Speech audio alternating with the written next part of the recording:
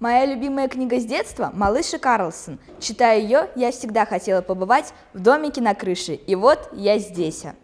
Наверняка, проезжая по улице Цурюпы, вы видели маленький дом на крыше и задавались вопросом, что же там? Изначально помещение задумали как элемент декора, но теперь здесь живет Карлсон.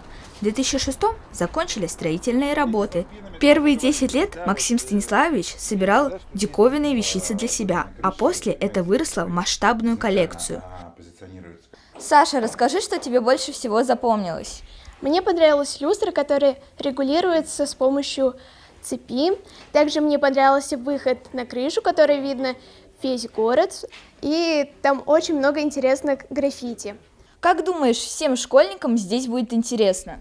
Да, мне кажется, всем будет интересно, потому что ты даже можешь потрогать экспонаты, и тут их очень много, и они очень интересные.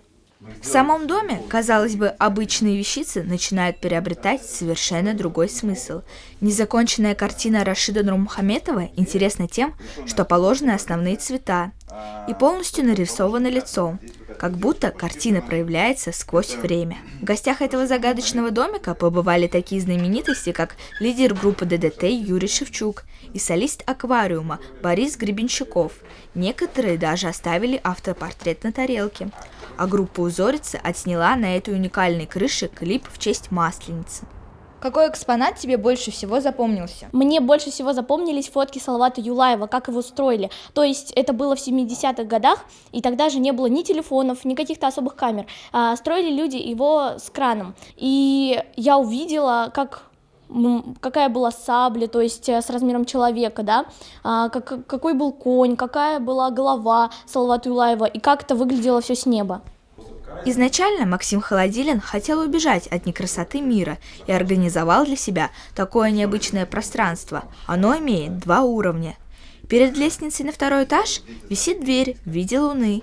Верхняя зона просторная и светлая. Над троном колесо сансары. Еще необычный трона – табуреты, сделанные из позвонков настоящего кашалота. А в кабинете хранится «Сарматский меч» 1500-летней давности, журнал, изданный Пушкиным, ну и, конечно, первое издание Карлсона на русском. Также есть фото, сделанные на подъемном кране при строительстве памятнику Салавату Юлаеву. Эти фотографии эксклюзивные, их не найти в других музеях.